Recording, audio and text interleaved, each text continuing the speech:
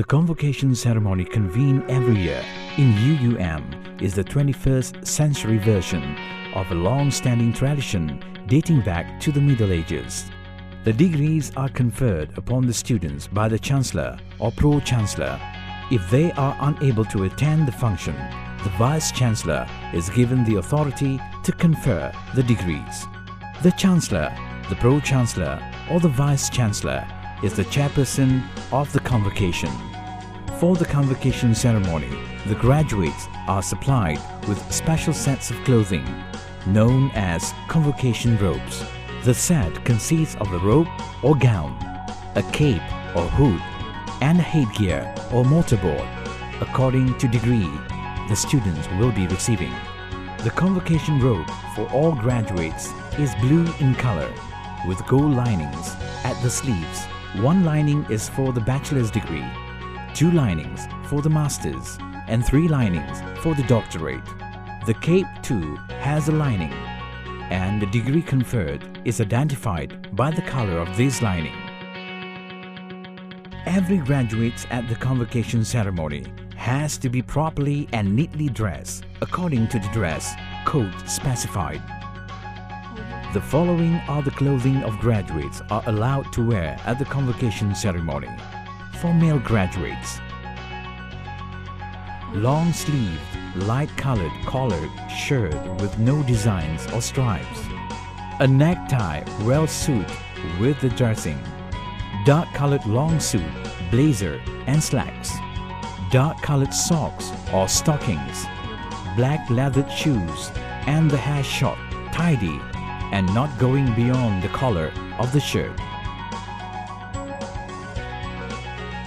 The clothing allowed for female graduates are lightly colored baju kurung or long sleeve dress or long sleeve blouse, and the dress has to cover the front and the back of the lower part of the neck. The clothing. The dress worn must be long, to the ankle without any slits at the left, right, front and back, or a skirt that goes beyond the knees and neat looking. Long suit. Long sleeve lightly colored suit, no designs, no stripe, dark colored coat, blazer and slack, and the long pants must be to the ankle, not tight. Shoes. Black shoes covering the front and the back of the legs. Heel no higher than 1.5 inches. Hair or headgear, tudung. The hair must be neat looking. For long hair, the hair must be tied neatly, whereas for those wearing headgears or tudungs, the tudung must be of light color so as to match the academic robes. All graduates are advised to dress properly and neatly. For example, male graduates are not permitted to wear short sleeve shirt, t-shirt, jeans, and short pants. Graduates are also not allowed to wear slippers and don long hairs. As for female graduates, they are advised to dress properly and be neat. They are not allowed to wear dresses that are revealing and clothing unsuitable for this function. Female graduates are also not allowed to wear short skirts, clothing with splits beyond the knees, and dresses without sleeves. The clothing worn must be proper and neat.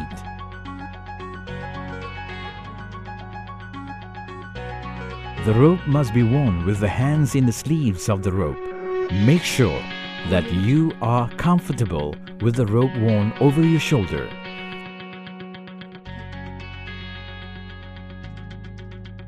Wear the cape over your head and lie it on your shoulder.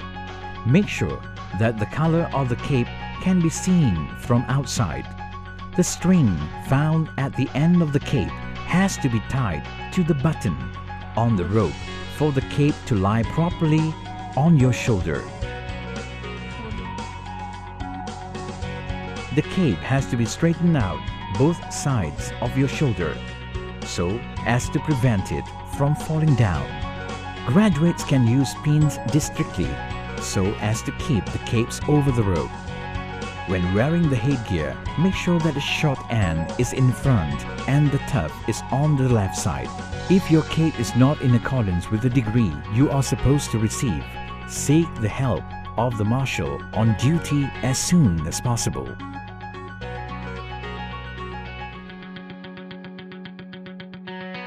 All graduates for the study program concerned will be asked to stand and move with the marshal before the Dean invites Tuanku Chancellor or the Pro-Chancellor to confer the degrees. While moving, the graduates will be given reader cards with their individual names on them. These reader cards, in turn, must be given to the officer on duty, situated beside the staircase of the stage, before being called to receive the degree.